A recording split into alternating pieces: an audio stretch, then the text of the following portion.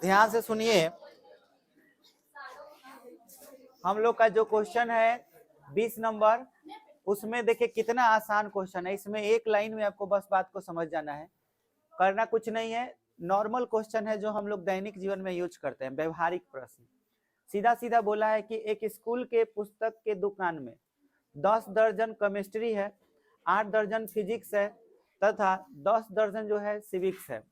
मतलब कि रसायन विज्ञान, भौतिक विज्ञान और अच्छा ये इकोनॉमिक्स है, हमको लगा एथी है, क्या बोलते हैं वो, अर्थशास्त्र नहीं, क्या नाम होता है सिविक्स, मतलब सिविक्स में हाँ वही राजनीतिक शास्त्र। तो कहने का मतलब ये इकोनॉमिक्स दे दिया है, अर्थशास्त्र दे दिया है, तो उससे कोई मतलब नहीं है। 10 दर्जन मतलब कितना हुआ 120, यहाँ भी है तो 120 और ये 96। इतने किताब हैं, एक पुस्तक के दुकान में इतने किताब मौजूद हैं। हर एक किताब का मूल्य, जैसे कि पहला वाला आपका रसायन शास्त्र है तो एगो का दाम कितना है 80 रुपया। तो आप बताइए 120 का दाम कितना होगा। 120 में आप 80 से गुना कर लीजिए। फिर इसमें से एगो फिजिक्स का दाम कितना है 60, तो आप कितना से गुना कर दीजिएगा 96 से। उसके बाद 40 रुपया प्रति पुस्तक, मतलब ये किसका दाम है, ये अर्थशास्त्र का, तो 40 से गुना कर दीजिएगा 120 में। जोड़ के जितना आएगा उसी को हम लोग कहेंगे कुल धनराशि। बस यही तो पता करना है कि कुल कितना खर्चा है, तो ये तो बन ही जाएगा। लेकिन इसमें एक लाइन जोड़ दिया है, क्या चीज, कहाँ गया, आव्यूह बीजगणित द्वारा। आपको आव्यूह बीजगणित द्वारा बताना है इसका आंसर। तो आव्यूह बीजगणित का नियम है कि भाई एगो दूगो आव्यूह में सजा देंगे, गुना कर देंगे, आंसर एगो आना चाहिए कि 3 गो, एगो आंसर, क्योंकि कुल धनराशि पूछ रहा है। एगो आंसर जो होगा वो 1/1 में आएगा। समझ में आया। तो आंसर 1/1 में आना चाहिए। इधर एलिमेंट देखे जाए तो 3 ठो एलिमेंट है, इसमें भी कई गो एलिमेंट है 3 गो। तो 3 एलिमेंट होगा। तो कहने का मतलब है कि जैसे कि कितना दर्जन था 10 दर्जन, 8 दर्जन, 10 दर्जन। तो हमको कुल धनराशि प्राप्त करना है ना, कुल धनराशि तो ये प्राप्त करना है। तो इसके बराबर में आप क्या लिख सकते हैं, समझिए, इस तरह से लिख सकते हो। पहले 10 दर्जन था तो 120, 8 दर्जन तो 96, फिर आपका 120। उसके बाद ऐसे लिखेंगे 80, 60, 40। चेक करेंगे कि क्या ये सही है कि गलत। तो आप चेक कीजिए, ये लाइन मतलब पंक्ति 3 गो हो गया, स्तंभ कै हो गया 1, 3/1। आइए 1/3 गुना तो हो जाएगा, लेकिन आंसर कितना का आएगा, गलत हो गया। तो बोलो तरीका क्या होगा, ये ऐसे होगा और ये सीधा होगा। समझ में आया। तो फिर से बोलो कैसे लिखेंगे, 120, 96, 120 और ये वाला 80, 60, 40। अब आपका 120 में गुना हो जाएगा कितना से, 80 से, प्लस 96 में गुना हो जाएगा 60 से, फिर प्लस 120 में गुना हो जाएगा कितना से, 40। अब गुना कर दीजिए, आंसर आ जाएगा। बोलिए, बना लीजिएगा, तो ये आगे अपना कर लीजिएगा। चलिए इसके बाद क्वेश्चन को समझिए। ये जो लाइन यहाँ से स्टार्ट किया है, मान लीजिए ये लाइन इसके लिए है, क्वेश्चन नंबर 21 से लेके 22 तक का, 21 और 22 के लिए। तो देखिए क्या कह रहा है। मान लीजिए कि एक्स वाई जेड डब्ल्यू तथा पी क्रमशः 2/n, 3/k, 2/p, n/3 तथा p/k कोटियों के आव्यूह हैं। मतलब आव्यूह में कौन कौन है ये तो नहीं पता, लेकिन ये आव्यूह के कोटि दिए हैं, तो सबको पहले नोट कर लेते हैं। क्वेश्चन नंबर 21 और 22 के लिए क्या क्या मौजूद है हमारे पास। एक्स है, Y Z W P, Y Z W P, ये इतने आव्यूह मौजूद हैं। अब यहां से नोट करते जाते हैं। 2/n, 3/k, इसका कोटि क्या है 2/n, 3/k, और इसका कोटि 2/p n/3 2/p n/3 क्या था p/k इतना मौजूद है हमारे पास। अब क्वेश्चन नंबर 21 पर चलते हैं। चलिए 21 नंबर क्वेश्चन क्या कह रहा है? कह रहा है कि P Y plus W Y को परिभाषित होने के लिए एन के तथा पी पर क्या प्रतिबंध होगा। तो पहली बात कि P Y plus W Y, P में अगर वाई से गुना होगा तो एक अवयव आएगा, उसी तरह से डब्ल्यू में वाई से गुना होगा फिर एक अवयव आएगा, और दोनों को जोड़ेंगे तो जोड़ तो तभी हो सकता है जब इसका कोटि और इसका कोटि क्या हो, बराबर हो। तब पी वाई का कोटि पहले निकालेंगे और फिर किसका निकालेंगे, डब्ल्यू वाई का। तो पी वाई का कोटि कैसे निकालते हैं समझिए, पहले पी लिख लेते हैं और फिर क्या लिख लेते हैं, वाई। अब पी के सामने क्या लिखना है, पी बाई के, और वाई के सामने 3/k। अब मुझे बताओ कैसे चेक किया जाता है कि गुना होगा। ये वाला बराबर हो तो गुना हो जाता है, तो हम लिख सकते हैं इसके लिए कि पी वाई के लिए, यहाँ पे ध्यान दीजिएगा, और इसको हम घेर दे रहे हैं, इतना को घेर दिए और यहाँ पे लिख देंगे पी वाई, और पी वाई की कोटि अब लिखने जा रहे हैं। तब पी वाई के लिए क्या जरूरी है बताइए, पी में वाई से गुना होने के लिए क्या जरूरी है, 3 के बराबर कितना 3, ये जरूरी है। और पी वाई की कोटि कितनी होगी, कोटि न लिख करके आप तीर का चिन्ह भी दे सकते हैं, पी वाई की कोटि, तो पी वाई की कोटि इसको कहते हैं पी बाई के। बोलो इतना बात समझ में आया। फिर से हाई वाला लाइन बराबर होना चाहिए गुना होने के लिए, और ये वाला लाइन आंसर होता है यानी कि कोटि होता है। तो ये ऊपर वाला पी है, ये वाला के उतार लिए। सेम प्रोसीजर किस में लगेगा, डब्ल्यू वाई में। तो फिर से उतारो डब्ल्यू और वाई, डब्ल्यू और वाई उतार लीजिए। डब्ल्यू में बताइए कितना है n/3, वाई में 3/k। अब हम किसको घेर देंगे, ये वाला। तो अब आपको क्या लिखना है, डब्ल्यू वाई के लिए क्या जरूरी है, ये 3 इस 3 के क्या हो, माने 3 बराबर 3। साथ ही डब्ल्यू वाई की कोटि की बात की जाए तो कोटि कौन होगा, ऊपर वाला n और बाई के। समझ में आ गया, हमको डब्ल्यू वाई का कोटि पता चल गया। अब इन दोनों को क्या करना है, जोड़ना है। पी वाई और डब्ल्यू वाई को क्या करना है, जोड़ना है। तो जोड़ कब हो सकता है, जब कोटि क्या हो, बराबर। तो हम लिखेंगे P Y plus W Y तभी संभव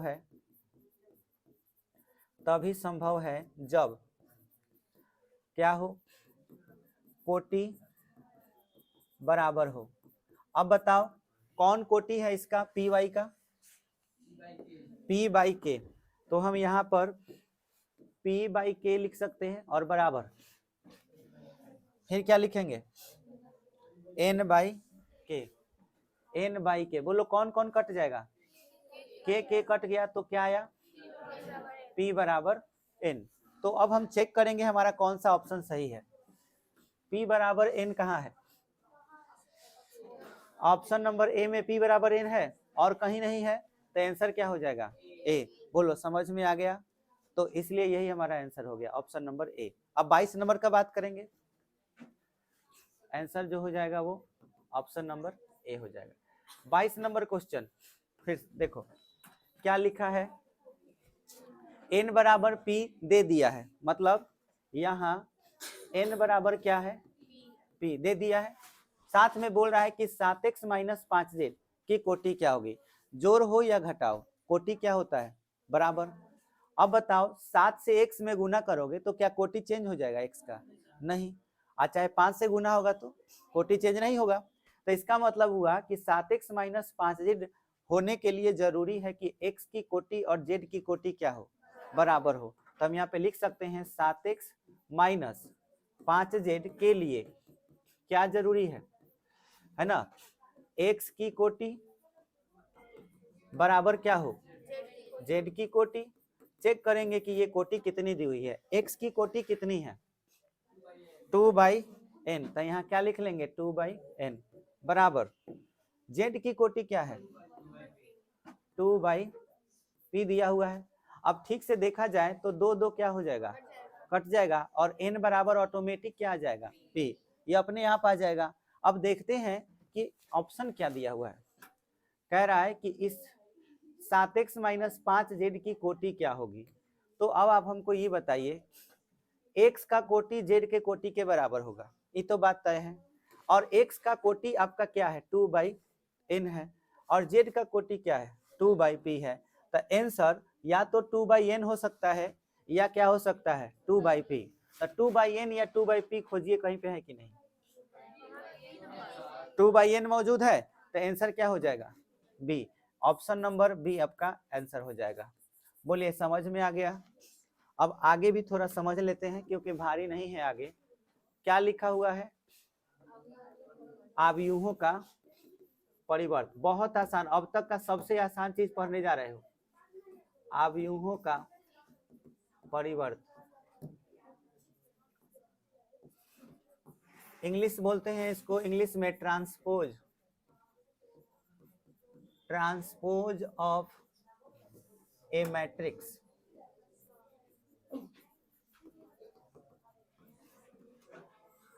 याद रहे आपको आव्यूहों का परिवर्त देखना है, आव्यूह का परिवर्त, आव्यूहों का नहीं, आव्यूह का परिवर्त।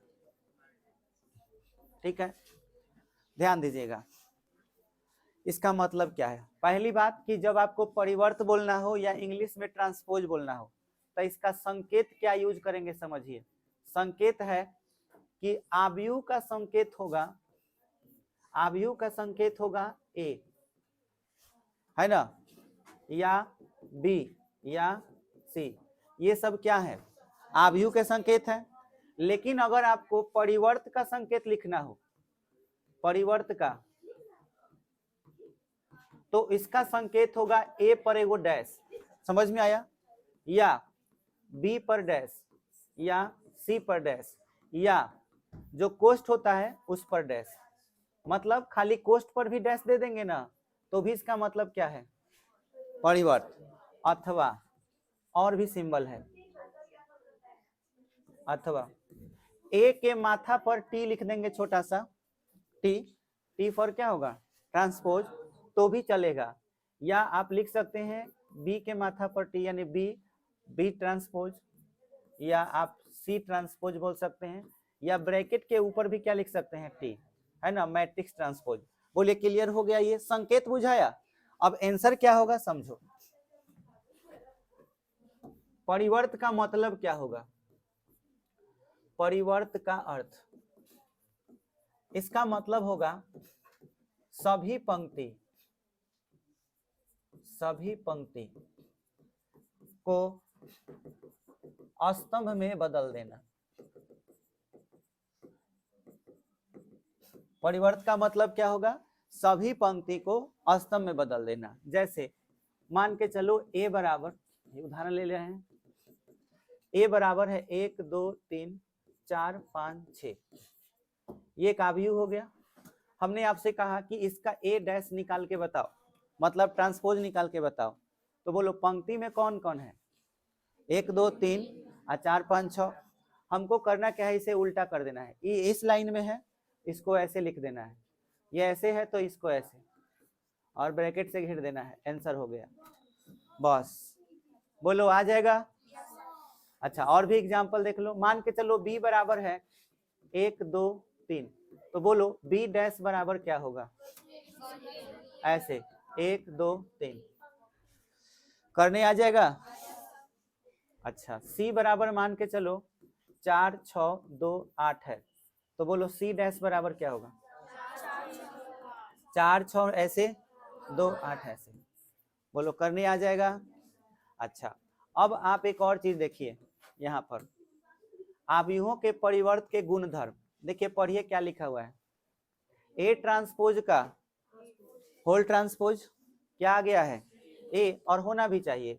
मैं तुमसे अगर ये कहूं कि ए ट्रांसपोज निकाले हैं, मैंने तुमसे कहा कि चलो फिर से ट्रांसपोज निकालते हैं इसी का, ए ट्रांसपोज का फिर से ट्रांसपोज, तब फिर से इसको बदलेंगे, क्या आएगा 1 2 3 और 4 5 6, लेकिन लिखने का तरीका देखो क्या है, हाई लाइन है ना, हाई लाइन को ऐसे लिखना है 1 4, फिर इसको 2 5 और फिर इसको 3 6, हमेशा लिखना ऐसे ही, अपने आप ही आ जाएगा। देखो ये किसके बराबर आ गया, ए, तो ए डैश का फिर से डैश निकालेंगे तो फिर क्या आ जाएगा, ए, तो इसमें कौन सोचने वाला बात है, तो नॉर्मल चीज है। अच्छा दूसरा चीज कि अगर के ए में गुना हुआ है, ठीक है, मान के चलो ए का ए में के से गुना हो गया, जैसे ए में 5 से गुना हो गया, 6 से गुना हो गया, उसका तुमने क्या निकाला, ट्रांसपोज निकाला, डैश निकाला, तो उसका मान किसके बराबर आ सकता है, के ए डैश। के ए डैश का मतलब हुआ ए डैश में से के क्या हो जाएगा, कॉमन हो जाएगा, बाहर निकल जाएगा, ठीक है, नॉर्मल चीज है। अच्छा ए प्लस बी को जोड़ के ट्रांसपोज निकालो, चाहे अलग अलग निकाल के जोड़ो, दोनों बात क्या हुआ, एक ही हुआ। पलट के जोड़ो या पहले ही पलट लो, बात एक ही ना हुआ। यहाँ पर भी देखो गुना करके तब पलटो, अच्छा लेकिन यहाँ अलग है, ये बड़ा इंपॉर्टेंट है।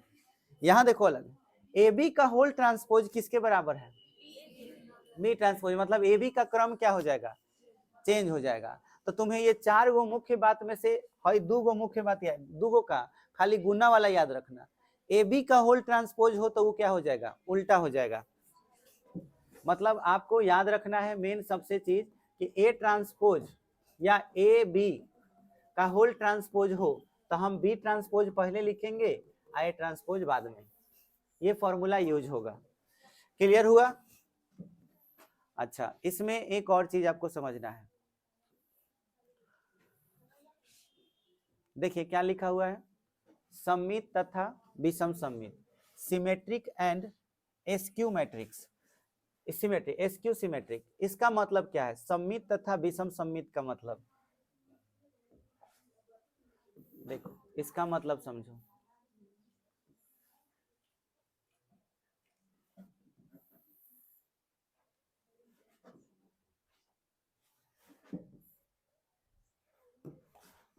ये बहुत मजेदार चीज है, मैजिक जैसा है, जादू जैसा लगेगा कि नंबर का गेम खेल रहे हैं।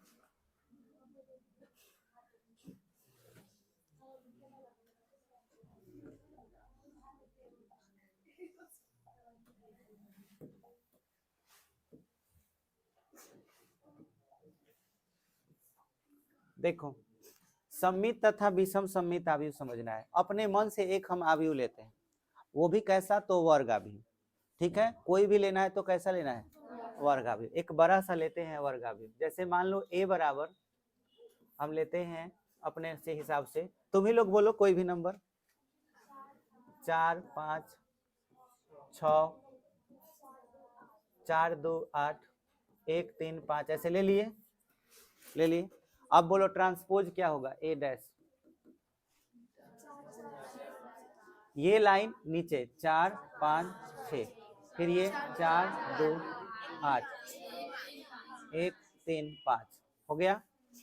अब तुमको 2 काम करना है, पहला काम ये करना है, इन दोनों में पहला काम कि इन दोनों को जोड़ना है, मतलब ए में जोड़ना है ए डैश को, ठीक है, और दूसरा काम कि तुमको ए में से घटाना है किस चीज को, ए डैश को, ठीक है।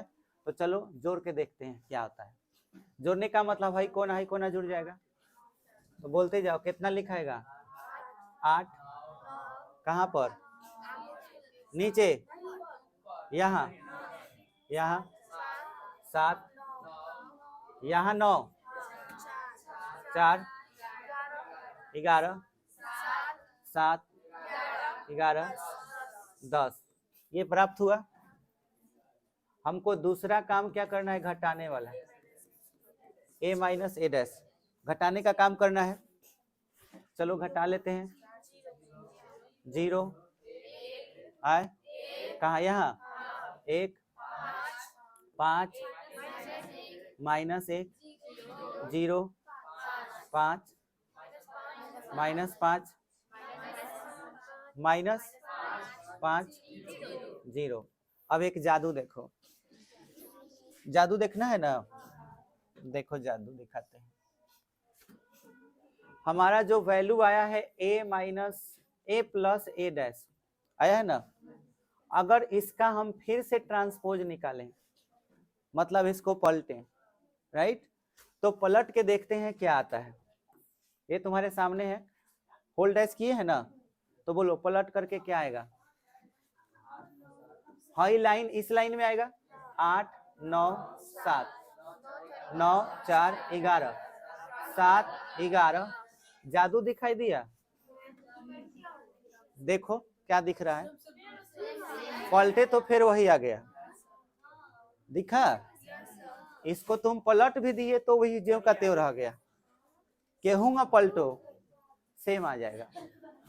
अब बुझाया कुछ, ये लाइन तुम पलट दिए फिर भी सेम टू सेम रहा, यानी कि ये एक ऐसा एक ऐसा अवयव है जिसको जितना बार पलटो सेम ही आएगा। समझ में आया? तो ऐसे अवयव को ही हम लोग सममित अवयव बोलते हैं। बोलो समझ में आ गया? ये सममित अवयव हो गया। और ये जो माइनस वाला है इसको विषम सममित कहते हैं। अब विषम सममित क्यों कहेंगे, तो कारण समझो। अगर हम तुमसे कहें a माइनस ए डैश का ट्रांसपोज निकालो, a माइनस ए डैश का होल ट्रांसपोज, ठीक है, तो इसको पलटो 0 1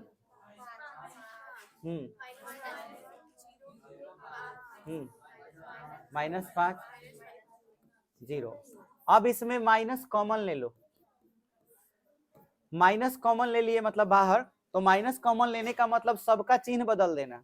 जैसे 0 का 0 रह गया, लेकिन हाई क्या हो जाएगा 1 5 -1 0 +5 -5 -5 0। अब चेक करो सेम चीज आ गया, ये वैल्यू आ गया a माइनस ए डैश के बराबर, वो भी किस चीज में, निगेटिव में। और यहाँ पे आपने देखा कि ये तो पूरा मैच कर गया किस चीज के, a प्लस ए डैश से। तो जब किसी का ट्रांसपोज निकालो फिर से वही आ जाए तो वो कैसा अवयव होगा, सममित होगा। अगर हम ट्रांसपोज निकाले या माइनस कॉमन ले लें और मैच कर जाए तो वो क्या होगा, विषम सममित। बोलो क्लियर हो गया? क्या हुआ, क्या नीचे वाला? अरे भाई इस जो दूसरा नंबर काम किए हैं उसी का ट्रांसपोज निकाले हैं, निकालने के बाद मैच नहीं किया है तो क्या कॉमन लिए हैं, माइनस। माइनस कॉमन लेने का मतलब चिन्ह पलट देना, सबका चिन्ह उल्टा हो जाएगा। क्यों? क्योंकि बाहर क्या है माइनस, अंदर माइनस ले जाओ तो सब में फिर गुना होकर यही आ जाएगा। समझ में आया? अच्छा, अब दूसरा चीज की अगर इसको जोड़ने का हम बोले कि इन दोनों को जोड़ेंगे तो क्या आएगा, मतलब सममित और विषम सममित को जोड़ेंगे तो क्या आएगा, सममित प्लस विषम सममित। बोलो सममित किसको कहते हैं, a प्लस ए डैश को, और विषम सममित किसको कहते हैं, a माइनस ए डैश को कहते हैं। बोलो कटेगा a डैश तो क्या आएगा, 2a आएगा ना। तो अगर हम इसको इस तरह से लिखना चाहें, जैसे ये 2a आया, तो इसको हम ऐसे नहीं लिख सकते हैं कि a बराबर, जैसे 2a है ना, तो a बराबर 2 को इधर भेज दें 1/2, तो इधर आपका है क्या चीज, a प्लस ए डैश, फिर प्लस यहाँ भी 1/2 और ये a माइनस क्या होगा। मतलब आप एक अवयव को हमेशा किस रूप में लिख सकते हो, सममित में भी और विषम सममित में भी। बस फर्क इतना रहेगा कि इसके पहले भी हाफ रहेगा और इसके पहले भी हाफ। देखो half a full A, minus plus half A dash minus half A dash, cut के खत्म। तो इस तरह से एक अवयव को हम सममित में भी लिख सकते हैं और विषम सममित में भी। बस कैसे लिखना है, a प्लस ए डैश लिख के हाफ से गुना कर दो, a माइनस ए डैश लिख करके किससे गुना कर दो, हाफ से। अब देखो तुम लोग प्रश्नावली कैसे बना लोगे, कहानी खत्म। अब आपको खाली नोट करना है, और सवाल इतना इजी है कि तुम लोग आज अधिकतम सवाल अपना से बना लेगा सब, हमको कुछ करने की जरूरत नहीं पड़ेगा। पहले तो खाली पलटा पलटी वाला काम करना है। ये देखो अब तुम लोग खुद कहोगे कि सर ये तो हम कर ही लेंगे। ये देखिए क्या निकालना है, खाली उलट देना है। समझ में आया? आई देखो ए नंबर में और बी नंबर में दिया है, कह रहा है सत्यापित कीजिए सत्यापित करने का मतलब पहले जोड़ के ट्रांसपोज, मतलब जोड़ के पलटो। LHS हो गया, पहले ही पलट लो फिर क्या कर दो, जोड़ दो, तो दोनों का मान क्या आएगा, बराबर, तो सिद्ध हो गया। इसमें क्या करा है, पहले घटा लो फिर क्या पलट दो, यानी कि ट्रांसपोज। इसमें क्या करा है, पहले ट्रांसपोज है तब क्या कर दे, घटा दें। यहाँ देखिए ए डैश दिया है, पलट देंगे तो क्या बन जाएगा, ए बन जाएगा। ए ट्रांसपोज का फिर से ट्रांसपोज निकालेंगे, क्या बन जाएगा, ए। अब ए हो गया, बी हो गया, तो LHS निकालना है तो ए प्लस बी कर लो पहले, तब क्या कर दो, पलट दो। इसमें क्या करो, ए डैश बी डैश निकाल के तब जोड़ दो। समझ में आ रहा है कुछ कैसे बनाना है। अच्छा, इसमें देखो ए डैश दिया है, पलट दो तो क्या मिल जाएगा, ए, और बी दे दिया है। अब तुमको ए और 2b का मतलब 2 से गुना करके इनको जोड़ दो, फिर क्या कर दो, पलट दो, आंसर हो जाएगा। समझ में आया। यहाँ देखो ये सत्यापित करने के लिए बोल रहा है, तो ए से बी में पहले गुना कर दो और फिर क्या कर दो, पलट दो। RHS में क्या करना है, पहले पलट देना है और फिर क्या कर देना है, गुना कर देना है, बराबर आ जाएगा। इसमें 2 सवाल है। ये देखिए सत्यापित करने के लिए बोल रहा है, पहले पलट दीजिए, आप पलट करके ए डैश में फिर ए से ही गुना कर दीजिए। अगर 1 0 0 1 आ गया तो क्या लिख दीजिएगा, आई, प्रूफ हो गया। इसमें भी सेम काम करना है। अब क्या कह रहा है, ये सम्मित है कि ये साबित करिए। तो सम्मित का पहचान क्या है, पलट के देखते हैं कि सेम आ रहा है कि नहीं। देखो तो इसको पलट के देखो, ये लाइन आएगा, इसको पलट के देखो सेम लाइन आएगा, तो इसका मतलब आपको इसका ट्रांसपोज निकालना है, सेम आ जाए तो लिख देना है सम्मित है, एक लाइन में आंसर। इसको पलट करके क्या कॉमन लेना है, माइनस, अगर यही आ गया तो क्या हो गया, विषम सम्मित। अब देखिए क्या कह रहा है, ए प्लस ए डैश निकालने के लिए और चेक करने के लिए कि ये सम्मित है कि नहीं, तो पहले ए प्लस ए डैश निकाल लो, ट्रांसपोज निकाल लो, सेम आ गया तो क्या हो जाएगा, सम्मित। घटा लो फिर ट्रांसपोज निकाल दो तो क्या हो जाएगा, विषम सम्मित। 9 नंबर में ए का मान दिया है, तो ए प्लस ए डैश हाफ निकाल लेंगे अलग, ए माइनस ए डैश निकाल करके हाफ निकाल लेंगे अलग, तो दोनों आंसर हो जाएगा। फिर 10 नंबर में देखो क्या कह रहा है, सम्मित और विषम सम्मित आव्यूह के योगफल के रूप में व्यक्त कीजिए। योगफल के रूप में व्यक्त करने का मतलब अभी फॉर्मूला जो बताए हैं ना, ए बराबर हाफ ए प्लस ए डैश फिर प्लस हाफ ए माइनस ए डैश, उसी पर खाली लिख देना है, बैठा देना है, आंसर हो जाएगा। इसको ए मान लेना है, इसको भी ए मान लेना है। बात समझ में आ गया। 11 12 आपको नहीं आएगा, ये हम बता देंगे। तो इस तरह से ये पूरा अध्याय खत्म करके आना है। हाँ, क्योंकि आसान था।